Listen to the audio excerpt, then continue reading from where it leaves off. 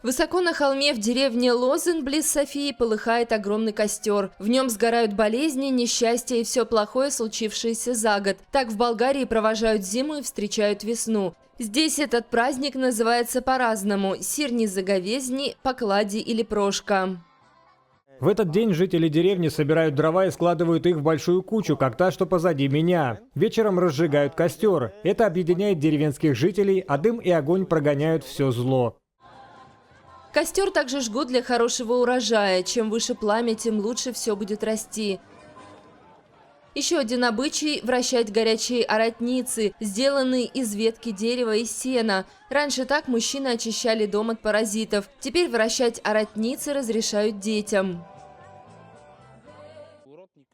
Сейчас оротницы делают из тряпок, пропитанных горючим веществом. Их оставляют на неделю, потом отжимают и заворачивают в проволочную сетку. Затем приделывают цепь, чтобы можно было крутить.